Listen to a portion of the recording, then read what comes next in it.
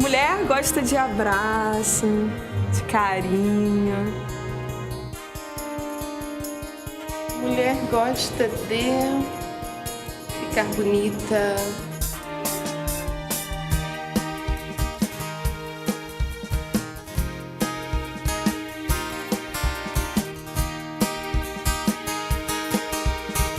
A gente quer ser feliz. Mulher quer ter o seu espaço.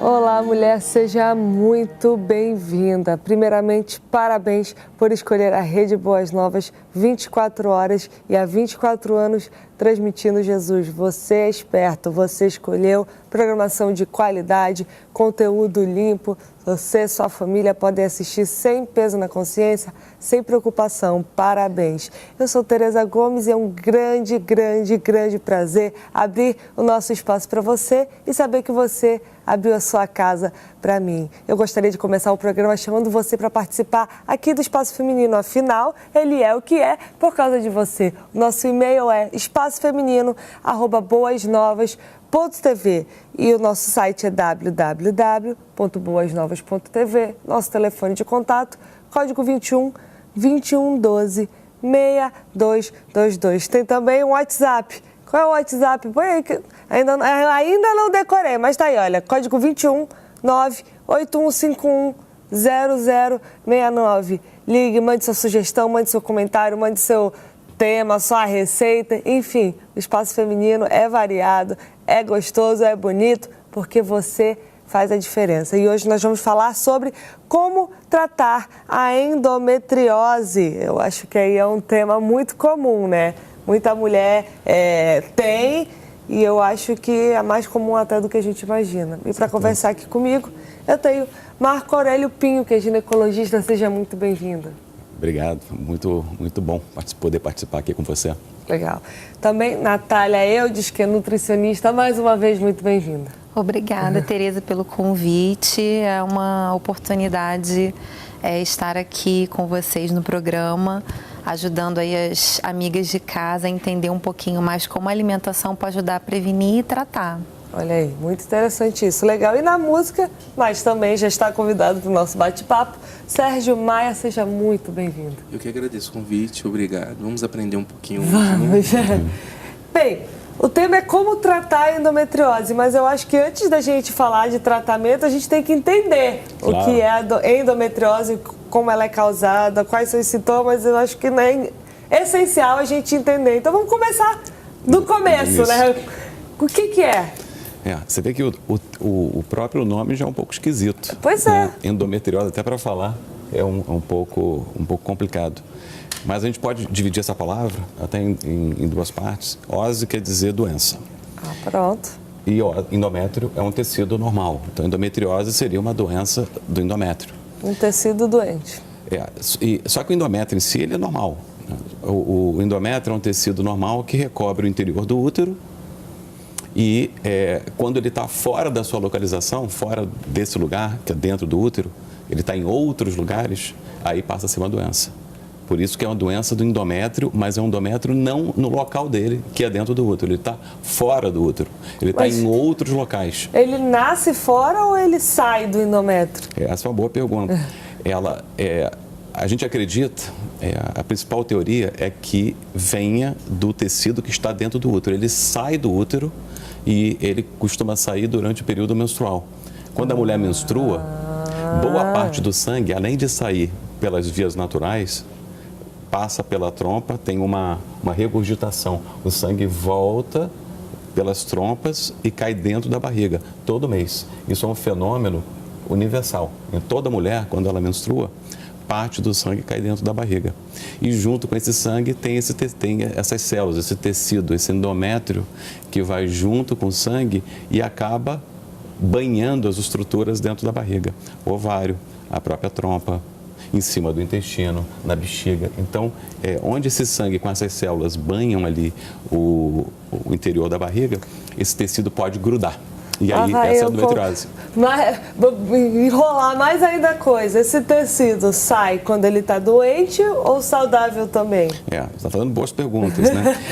Existem vários trabalhos mostrando que pode ser que esse tecido já tenha algumas alterações hormonais nele, na mulher que vai fazer endometriose. Legal. Mas isso não é comprovado. Pode ser que ele seja um tecido normal, como ele é levado em cada período menstrual para dentro da barriga, essas células têm uma capacidade de implantação muito grande, de grudar. Pode ser que seja um tecido normal, que esteja fora do seu local e ali ele se implanta, ele gruda e começa a crescer. Ele cresce todo mês também.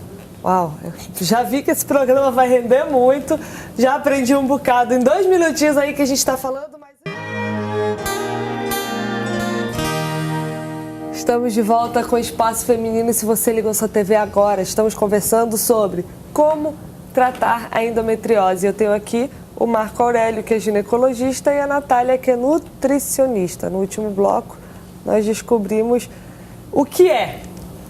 Agora eu vou continuar já perguntando e emendando em como é que pega, enfim, quais são os fatores que fazem... Sei lá, como eu falo, descobri que tem endometriose, vamos lá. Na verdade, são 2 questões aí que a gente pode falar. Uma são fatores de risco e a outra, o diagnóstico, para a gente poder depois até começar um pouco o tratamento.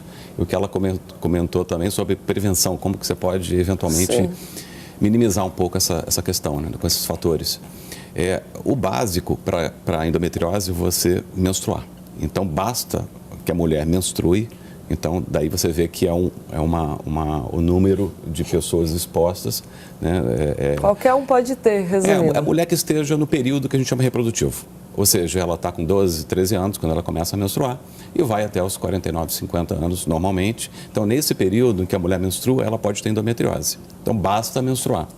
Agora, o que acontece é que nem todas desenvolvem endometriose. Se fosse universal, todas teriam. O que a gente acredita é em torno de 15%, chegando até 20%. Ou seja, é muita gente. 1 em cada 5 mulheres vai ter endometriose. 80% não tem. E essas que desenvolvem endometriose, a gente não sabe exatamente o porquê. É óbvio que tem características genéticas, isso é claro. Existem questões ambientais, poluição, compostos tóxicos que a gente está em contato todos os dias, o que você respira, o que você come. A gente sabe que boa parte da doença é o que você come. A gente pega a doença basicamente pelo que a gente come, mas o que respira, o que bebe. E isso pode afetar de alguma maneira o sistema imunológico e que pode diminuir a proteção que essa mulher possa ter desse refluxo menstrual que a gente chama. Quando ela menstrua, como eu falei no primeiro bloco, existe um refluxo menstrual. Sempre que ela menstrua, parte do sangue cai dentro da barriga. Mas existe o sistema imunológico que tenta evitar que essas células elas vão se grudar ali dentro nos órgãos. Então é importante o sistema imunológico competente para que a gente possa evitar que essa doença se desenvolva.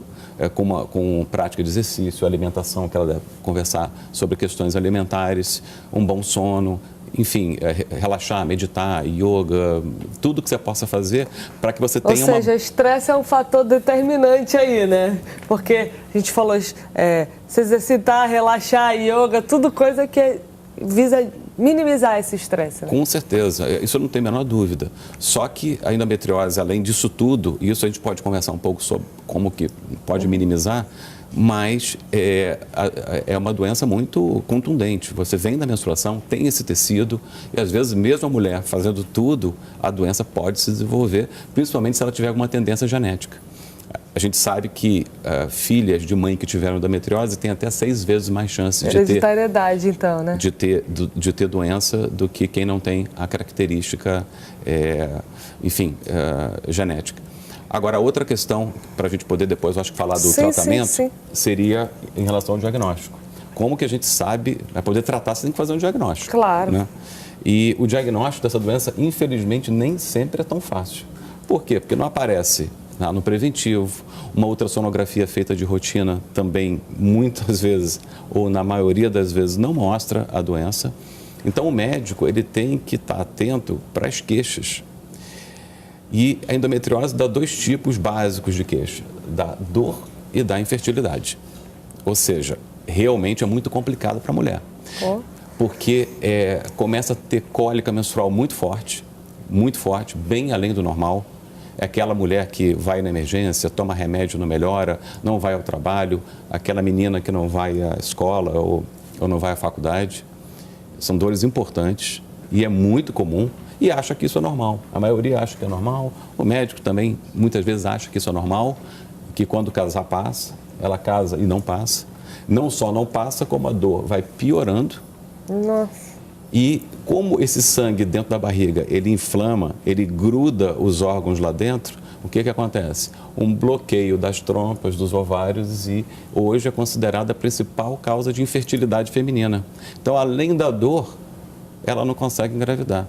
Então, você imagina como que fica o relacionamento conjugal de uma mulher que está sempre com dor e passa a ter dor também na atividade sexual, porque esses nódulos de endometriose que caem dentro da barriga ficam ali atrás do útero, bem no fundo ali da vagina. Então, durante a relação sexual pode ter dor também e às vezes ela evita a relação sexual por conta da dor. Então, e o homem também não entende, né? Não. E aí o diagnóstico, então, tanto as pessoas, os leigos, quanto os médicos estarem atentos. Essa questão de dor e infertilidade é a principal doença que leva a isso. Então, primeiro ponto, a mulher tem essa dor e tem dificuldade para engravidar, tem que fazer a pesquisa. E aí eu colocaria, basicamente, duas questões. Uma seria exame de imagem. A gente tem a ressonância magnética especializada que consegue identificar lesões dentro da barriga. Às vezes a ultrassonografia especializada também consegue ver. E existe um examezinho de sangue que a gente pede, que chama CA-125, que algumas vezes, nem sempre infelizmente, ele está aumentado no sangue. É um exame de sangue, nada complicado, Sim. que você mede principalmente durante o período menstrual e tende a estar aumentado nas pacientes com endometriose. Então já são 2 dicas, na verdade, o exame de sangue, o exame de imagem e atenção, né? E atenção para as queixas, principalmente dor e dificuldade para engravidar. Eu acho interessante falar isso, porque infertilidade é uma das piores palavras que a mulher consegue ouvir, né? Mas não é irreversível, né? Essa infertilidade. Dá para tratar, dá para contornar? Dá. O que acontece é que a infertilidade, claro, envolve o fator masculino também. Tem outras questões. Uma boa parte, a maioria é reversível, a gente consegue fazer com que ela engravide, mas é interessante que a gente faça diagnóstico precoce. Legal. Por quê? Porque quanto menos doença você tem, menor é o dano, mais fácil você conseguir reverter a questão tanto da infertilidade quanto da dor. O tempo, então, agrava. Com certeza. Porque ela continua menstruando, ninguém fala que ela tem a doença, ela continua menstruando, tem dor e vai caindo sangue todo mês e vai grudando mais os órgãos. Então, quando você quer engravidar, você imagina a trompa presa, o ovário preso, a trompa não consegue chegar perto do ovário para pegar o óvulo, você tem inflamação dentro da barriga, isso leva à distensão do abdômen, gases, às vezes dor para evacuar, dor para urinar. São 2 doenças que confundem muito com endometriose, é comum. Dor lombar no período menstrual, e a mulher às vezes vai no ortopedista achando que o problema é ortopédico. Claro que pode ser ortopédico, mas com piora no período menstrual, tem que pensar em endometriose. E a outra doença que confunde muito é a síndrome do cólon irritável, que você tem irritação do intestino, mas não seria por endometriose, seria um problema do intestino. Também, no período menstrual, existe a piora. Então, cuidado com sintomas intestinais e dor lombar, principalmente perto do período menstrual. Tem que pensar em endometriose É complexo, também. né? Pelo amor de Deus. Tigrila. Já que a gente falou muito aqui com o Marco Aurélio, eu vou perguntar agora um pouco para a Natália. Como é que ela age aí nessa situação, então? Eu não acho que não só no tratamento, mas também coisas que pioram, digamos assim, o quadro. Com certeza. Na verdade, assim, como o doutor falou, a incidência é alta Então, a gente tem muitas mulheres hoje tratando endometriose. E em relação à alimentação, a gente tem fatores intrínsecos ao alimento, às escolhas alimentares, que podem fazer com que o organismo da mulher tenha um quadro de endometriose mais avançado. Um fator que é muito importante, Tereza, é o utensílio que as pessoas usam para consumir os alimentos, para armazenar os alimentos e para aquecer os alimentos. Então, um fator hoje que é muito estudado, nem assim, antes do alimento, é o utensílio. É uma substância chamada bisfenol A, que ela está presente em plásticos, vários tipos de plástico, mesmo utensílios plásticos que tem lá um símbolo, pode ser utilizado no micro-ondas, mas isso não significa que ele não tenha essa substância, o bisfenol A. Copinhos plásticos, por exemplo, tomar café em copinhos plásticos. A gente sabe que a presença do alimento ou bebida quente em contato com o plástico vai liberar muito mais bisfenol A. E essa substância, assim, a ciência estuda a relação dessa substância com o aparecimento da endometriose e o agravamento, né? Então, eu sempre converso assim com os pacientes de uma maneira geral, para que troquem os utensílios em casa, passem a utilizar mais assim recipientes de vidro, trocar um pouquinho esse hábito, tirar o hábito do cafezinho no copo descartável, ter a sua canequinha, a sua cerâmica, a sua porcelana, procurar, assim, em qualquer lugar que estiver, levar seu recipiente para beber água. E, assim, ter essa atenção, porque, na verdade, alimento em contato com plástico, a gente tem contato o tempo inteiro, né? Pois é, isso mas no nosso mais em dia a casa dia... tem criança pequena. Com certeza. Mas assim, no nosso dia a dia, se eu adoto o hábito na minha mesa de trabalho, na cabeceira da minha cama, de não utilizar copinhos plásticos, já utilizar o meu de vidro, ou de cerâmica, ou de porcelana, e ter o hábito de ter na bolsa sempre essa opção, já melhora muito, né? E realmente esse hábito que muita gente tem de usar exageradamente o micro-ondas para preparar e aquecer os alimentos.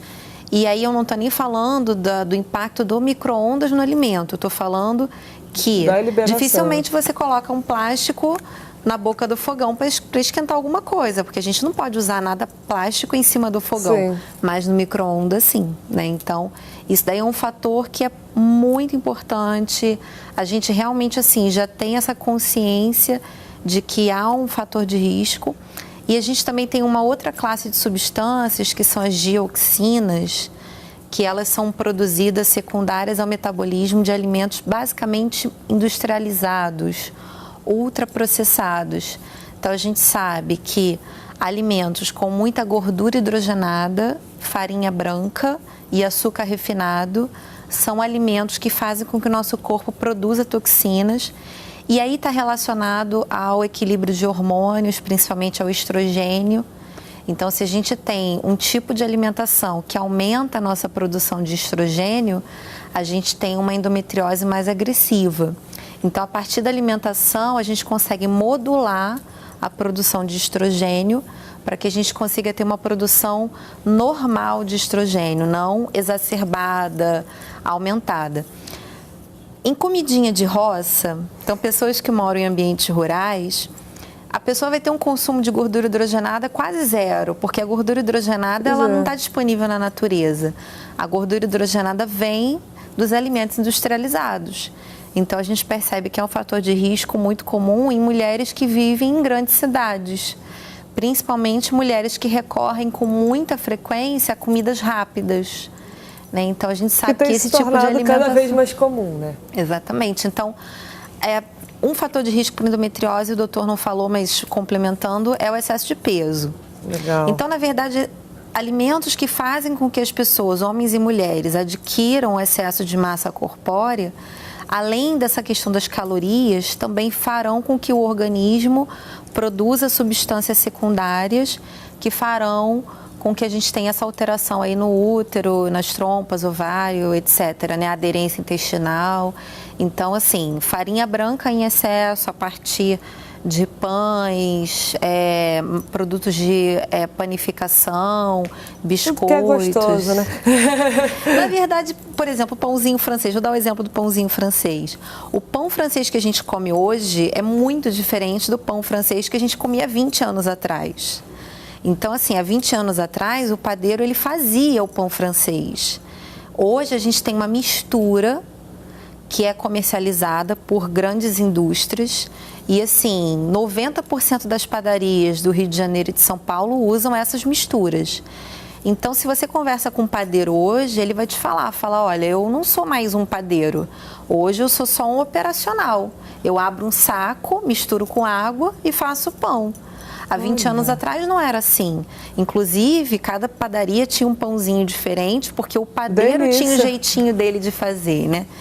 Nessa mistura pré-pronta de pão francês, que está presente em 90% das padarias das grandes cidades, contém gordura hidrogenada. É uma coisa que nenhum padeiro usa para fazer um pão. Que muitas pessoas não sabiam até disso. Então assim, quando a gente fala, o pão, que pão? É um pão de fermentação natural, que foi fabricado, que foi produzido, ou é essa mistura? Como saber, então, se é ou não é? Hoje em dia, a gente lendo o rótulo dos alimentos, a gente consegue descobrir, né? Então, se for vou dar o exemplo do pão, rotulado, por exemplo, pão de forma, alguma coisa que a gente compra no mercado. A gente lendo os ingredientes, a gente consegue perceber se aquele alimento é um alimento que foi preparado, que tem uma composição mais natural, porque, na verdade, o pão vai ser óleo, farinha, fermento e sal. São 4 ingredientes. Se olha uma embalagem de um pão que tem mais de 4 ingredientes, é um pão que sofreu ali adição de substâncias que farão com que a gente tenha esse resíduo de metabólitos que causam um desequilíbrio no nosso sistema hormonal, imunológico. Até integral.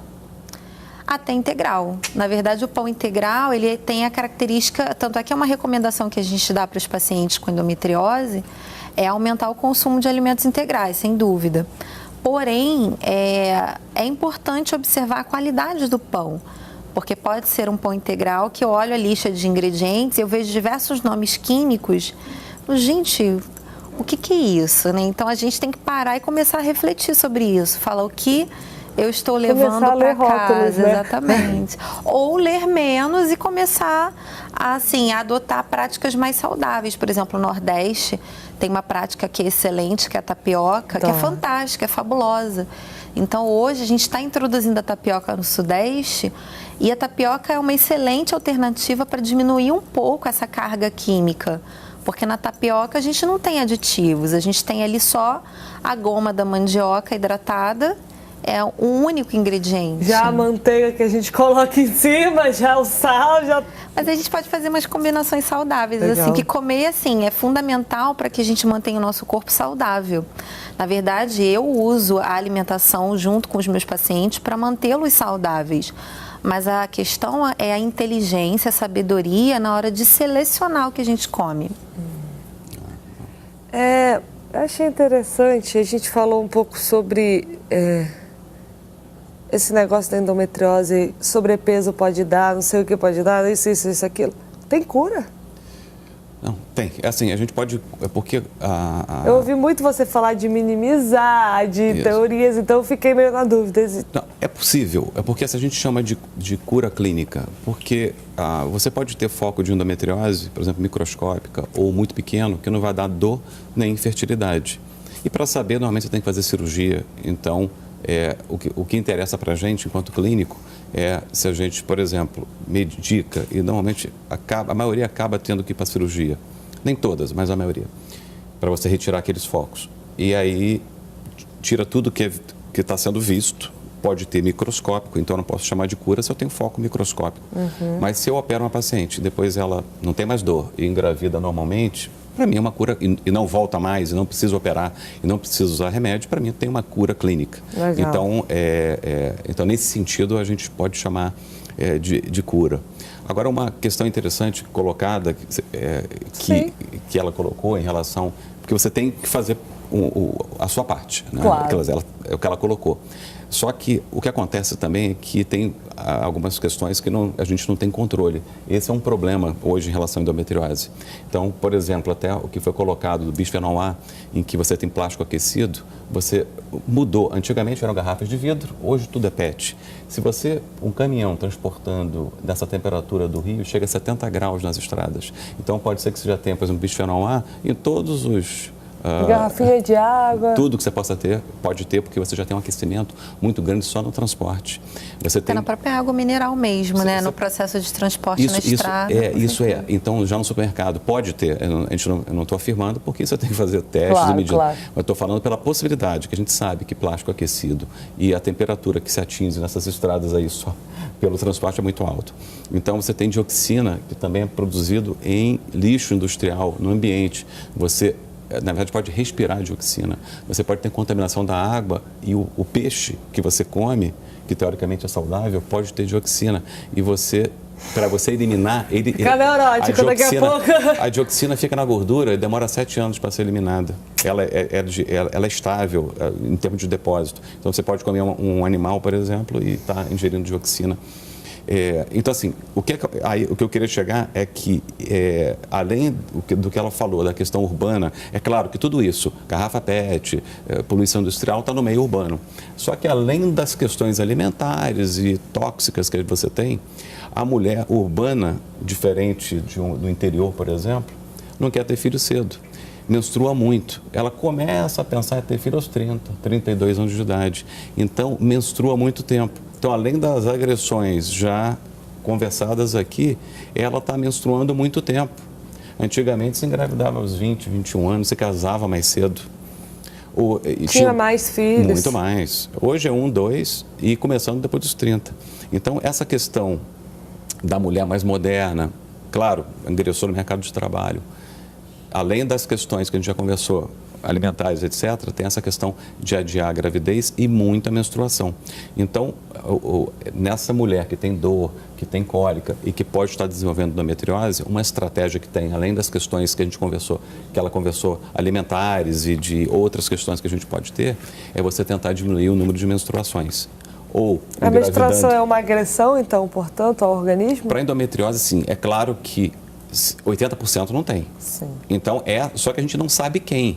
O que eu estou colocando é para aquela que tem uma genética favorável, aquela que já está dizendo, olha, eu posso ter a doença, eu estou com cólica, essa forte. Então, essa não vale a pena você ficar deixar menstruar muito tempo. Mesmo porque é um sofrimento à toa, quase que, né? Aí entrando no tratamento, ou um pouco de prevenção, porque a partir do momento que eu corto a menstruação, só que isso não é fácil, você tem que usar hormônios e hormônios têm efeitos colaterais, mas quando você usa hormônios para diminuir ou inibir a menstruação, você diminui ou minimiza a progressão da doença. O que ela já ganhou até aquele momento que você inibiu a menstruação já está lá. Eu vou te interromper aqui porque a gente tem que chamar o break, mas a gente volta conversando um pouco mais então sobre tratamento e prevenção. Segura aí que já a gente volta.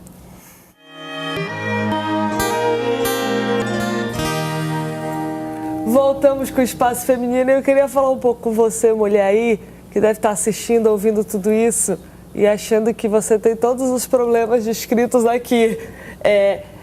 Calma, vamos começar por aí. 80% não tem, então a maior probabilidade é que você não tenha. Um pouco de cólica, um pouco de desconforto lombar, um pouco de... normal.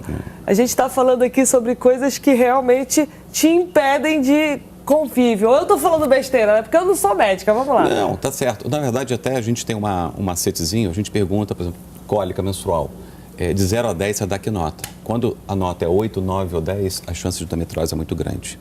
Então, porque 8, 9, 10, é claro que dor é subjetiva, mas quando você dá uma nota 8 ou 9, você está tendo muita dor.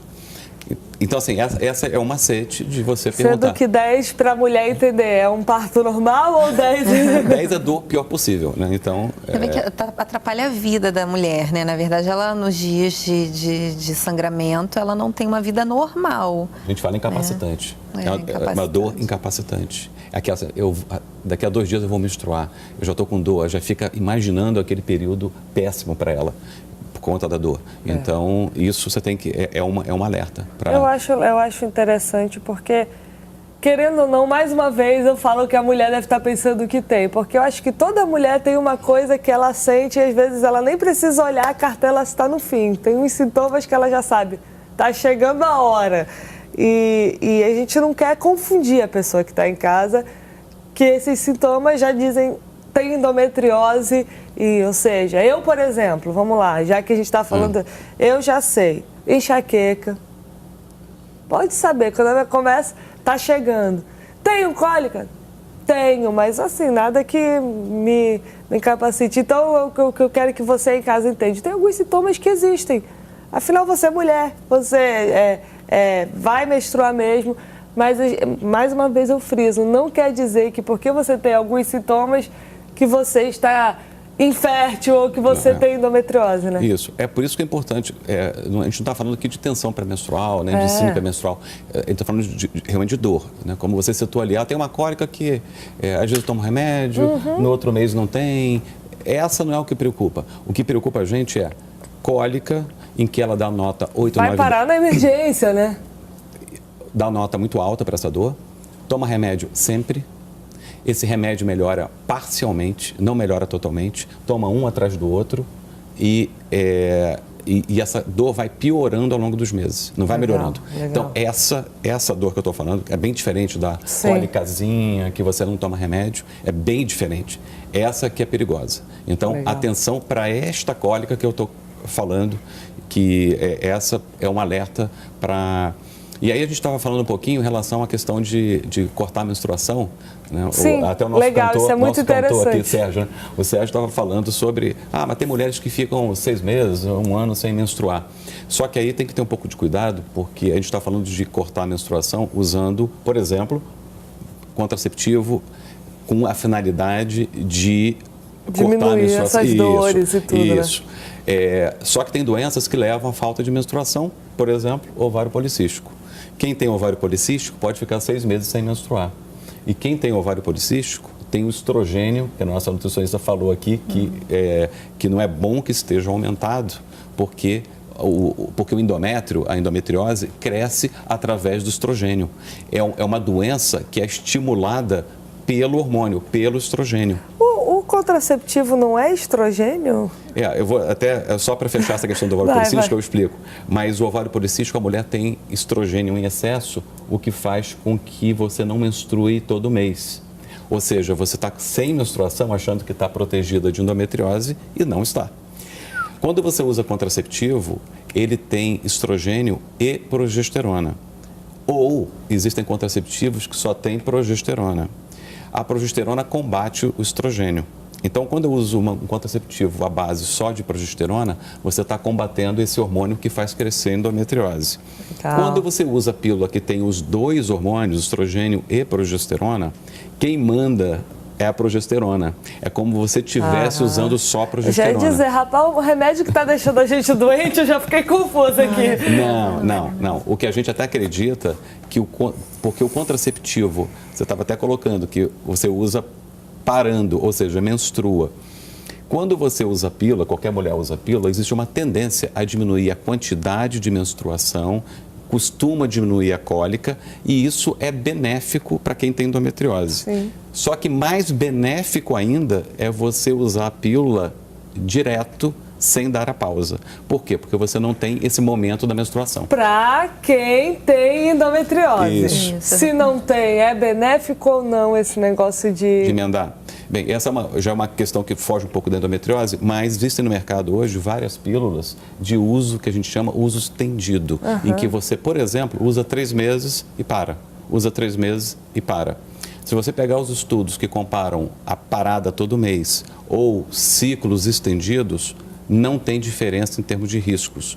O que parece é que tem menos TPM, menos questões ligadas àquelas questões que você mencionou da menstruação, menos cefaleia, menos dor de cabeça. Ou seja, a mulher parece ficar um pouco menos queixosa e não parece aumentar os efeitos colaterais quando você usa estendido. Olha só. Voltando É isso aí. Talvez essa minha pergunta fuja um pouco, mas eu tenho escutado... mulher conversa com mulher, isso aí não é segredo para ninguém. Amigas, assim, a gente conversando entre si e eu vejo crescente uma onda de médicas dizendo que do nada agora contraceptivo está ligado a doenças de trombose, de não sei o que lá, mas lá. Pare de tomar o contraceptivo e volte a usar camisinha. Como é que faz agora num caso desse? Isso é uma questão bem ampla, porque o contraceptivo de fato aumenta. Existem uns que aumentam mais, outros menos. Por exemplo, se você pega contraceptivo à base de progesterona, a chance de trombose é bem menor. Quando você adiciona o estrogênio, pílulas combinadas, a tendência é aumentar um pouco mais. Entendi. Só que dentro dessa categoria de estrogênio e progesterona, existem progesteronas que são ainda um pouco mais arriscadas. Ou quando o estrogênio está em dose um pouquinho maior, porque tem pílulas de baixa dosagem, tem pílulas de média dosagem e tem pílulas de alta dosagem. Então o ginecologista tem que saber, é óbvio que é melhor você iniciar com baixa dosagem para minimizar os riscos de trombose, mas como você falou em relação à endometriose, para não ficar tão grilada, você tem, vou dar um número aproximado, você pode ter trombose sem usar pílula, o que acontece, sei lá, 2 em cada 10 mil mulheres. E nisso eu engato aí. Se uma mulher já tomou um anticoncepcional por anos e anos a fio, nunca teve nenhum risco, nenhum sintoma, nada, aí entra na moda, todo mundo falando que dá. Aí simplesmente do nada corta essa medicação e uma outra questão, que a gravidez dá muito mais trombose que a pílula. A situação mais grave de trombose é a gravidez. Então ela evita o estado de maior trombose que é a grávida. Só que aí você está com o neném, é óbvio. Outra história. Mas eu estou colocando só que você não pode esquecer. Voltando à endometriose, eu acho que agora então nós estamos numa fase boa para começar a falar do tratamento. Como é que funciona, e aí eu já falo da parceria dos dois para falarem sobre isso. Eu vou falar um pouco então da questão, Sim. Depois ela pode complementar, que ela Sim. falou um pouco já da alimentação, pode reforçar um pouco essas questões, né? Porque eu já vou falar um pouco da doença. É claro que a nutrição é muito importante, mas depois que a gente pega pacientes com endometriose grave, você tem nódulos, a endometriose ela forma como se fosse um tumor. Um tumor é um nódulo, é uma massa dura que gruda nos órgãos, invadem os tecidos. É benigna, não é câncer, mas ela invade. Ela tem um comportamento parecido com o do câncer, mas não mata, não dá metástase, mas ela é um tumor. Então, você tem às vezes tumor de 3, 4 centímetros, por exemplo, atingindo o intestino, fechando a luz do intestino. Ou, por exemplo, pegando o ureter, em que você tem a dilatação do rim. Ela pode perder o rim por conta e não é tão raro assim. Na minha prática, na verdade, como eu mexo muito com endometriose, eu recebo pacientes jovens, de 28, 30 anos, justamente com essas questões, invadindo o intestino, a bexiga, dilatando os rins, ou tumores no ovário grande, que são grandes, ou seja, é uma doença ali, contundente na sua frente, que você tem que tratar, Então, a gente pode dividir em 3 etapas. Uma, o que a gente pergunta primeiro? Essa endometriose é muito grave? Vai fechar o intestino? Ela pode perder o rim? É a primeira coisa. Então, a gente faz a investigação e se está nesse ponto, claro que não é a maioria, tem que fazer cirurgia para salvar esses órgãos. Então, a gente faz a cirurgia. Se a paciente se essa mulher não está com uma doença nesse nível, tão grave assim, mas ela está morrendo de dor, por exemplo. Morre de dor, mas não quer engravidar.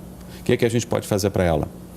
Usar, por exemplo, os hormônios que a gente conversou agora há pouco tempo. Sim. Bloquear a menstruação dela. Com isso, a doença pode estabilizar e ela pode falar, olha, doutor, minha dor melhorou muito, eu estou vivendo muito bem. Eu posso continuar usando esse hormônio? Eu falo, pode. Claro. Vai usando, porque para não te operar. Claro. Ou até já operou e continua com dor. Então, usa o hormônio. Ou então ela fala, o hormônio não funcionou, eu estou morrendo de dor, minha qualidade de vida está péssima, mas já usou 3, 4, 5, então tem que ir para a cirurgia, porque a qualidade de vida dela está ruim, e a cirurgia com a retirada desses focos melhora muito a qualidade de vida, muito.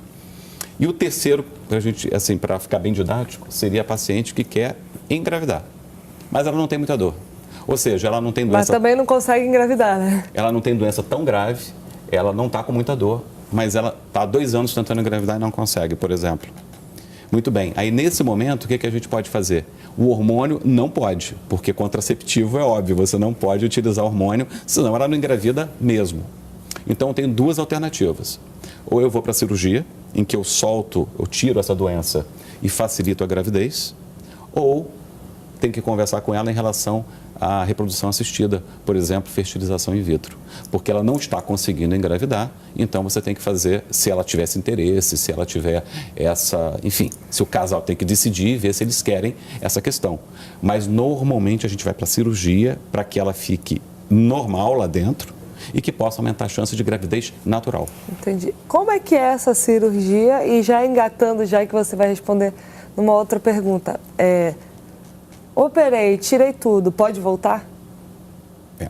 Então, a cirurgia, hoje, a gente não preconiza mais fazer barriga aberta, né? Nem deitada, nem em pé. Hoje, a cirurgia é feita por furinhos, que a gente chama de laparoscopia. Alguns conhecem como cirurgia laser, né? Mas raramente a gente usa o laser. É a cirurgia de vídeo, em que a gente coloca pequenos furinhos e opera olhando pela televisão com instrumentos muito delicados. Então, você não tem uma agressão muito grande na barriga e consegue fazer a cirurgia muito bem feita, usando uma câmera que a gente opera em Full HD, com uma imagem fantástica. Uau. Dá aumento, porque a câmera chega ali perto, né? Tá igual essa câmera, dá o zoom, né? Com aquela iluminação, a gente consegue ver a lesão e trabalhar muito delicada.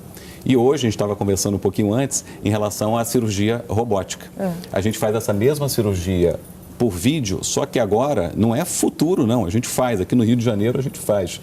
A gente acopla um braço do robô nessas pinças que eu falei, e aí a gente senta a uns 5, 10 metros do paciente, num console em que, com todo o conforto, em que a gente tem uma visão 3D. Eu vejo em Full HD em 3 Parece que está lá dentro, né? Melhor até, porque a visão é espetacular. Você tem uma visão com uma iluminação em 3D e o meu controle, o braço do robô obedece às minhas, exatamente o que eu faço aqui. Então, a pinça lá dentro faz o movimento da mão e você não mexe muito com a pinça na barriga. Então, você tem um trauma muito menor. Nossa. E você trabalha, você dá o ponto lá dentro assim, ó, igual você tivesse com uma mão, sem tremer. O robô tira qualquer imprecisão que você possa ter. Ou seja, então hoje a gente consegue fazer a retirada de focos de endometriose pela vídeo, que é considerada o padrão, e mais recentemente é a vídeo acoplada ao robô, em que eu controlo essas pinças através da robótica. E eu consigo tirar todas as lesões. E aí, quando eu consigo tirar essas lesões, a paciente realmente melhora muito.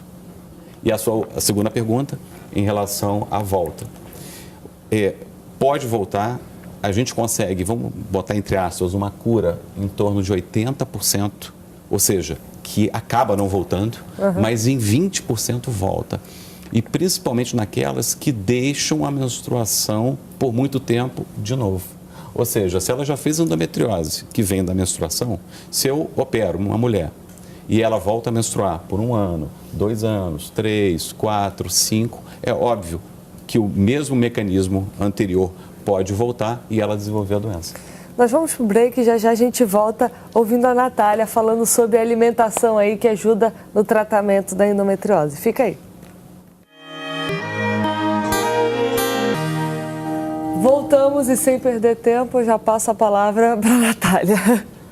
Então, em relação à alimentação, Tereza, o que a gente geralmente trabalha no consultório com as pacientes é incentivar o consumo de gorduras boas, alimentos com gorduras boas, né? Eu falei sobre a gordura trans, que é uma gordura que a gente encontra em alimentos industrializados e que ela aumenta a extensão da endometriose. Se a gente adota gorduras boas na nossa alimentação, o nosso sistema imunológico ele volta a trabalhar de uma maneira normal, de uma maneira eficaz. Alimentos com gorduras boas como abacate, o açaí verdadeiro, né? Do Pará. Pois é, que você conhece super bem. Azeite, óleo de coco, o óleo de girassol para cozinhar é uma opção um pouco mais saudável do que o óleo de soja. Então, assim, a gente tem opções que a gente precisa incluir na alimentação para que o nosso sistema imunológico funcione de uma maneira mais calibrada, mais adequada. E também a gente tem as castanhas, castanha do Pará, que é um produto brasileiro que é valorizado no mundo inteiro, em pesquisas científicas no mundo inteiro, é um produto nosso. A gente tem também castanha de caju, nozes, amêndoas. Então, assim, são opções de alimentos que têm gordura, porém é uma gordura que ela faz uma modulação imunológica no nosso corpo. Então, a gente precisa incluir. Isso daí é super importante, né? E também a disbiose, que é um fenômeno intestinal, é uma alteração grave da flora intestinal. E a gente sabe que no processo de disbiose há uma alteração na circulação enterohepática, no metabolismo de estrogênio. Então, alimentos que fazem com que a gente tenha uma flora intestinal mais forte. Então, a gente tem tanto a partir de suplementos que são probióticos, são lactobacilos. Nos alimentos, a gente encontra os probióticos em iogurtes. É uma fonte que a gente incorpora esses probióticos para o nosso corpo. E fibras que têm ação pré-biótica, que fortalecem a nossa flora. Inulina, que é uma fibra encontrada na raiz da chicória, uma fibra muito poderosa. E fibras que a gente encontra nas frutas, maçã, legumes de uma maneira geral, né? Legal. Então é importante a gente ter esse cuidado aí com o que a gente escolhe para mais comer. legal de tudo que tu falou, Natália, é que nenhuma dessas coisas me pareceu ruim. Olha que delícia. Com certeza. Já temos que terminar, mas Marco, alguma coisa aí rápida sobre prevenção? Eu só queria chamar atenção para o diagnóstico precoce, né? Eu acho que o mais legal é isso. Nem sempre a cólica menstrual é normal. Naquelas características que eu coloquei, se você tiver cólica muito forte, tiver infertilidade, avisa o seu médico para ele pedir exames apropriados, fazer um diagnóstico precoce para que a gente não tenha que fazer cirurgias tão extensas como a gente costuma fazer. Perfeito. Marco e Natália, muito obrigado. Sérgio também. A gente termina o Espaço Feminino por aqui. Espero que você tenha aprendido tanto quanto eu. E a gente termina com música.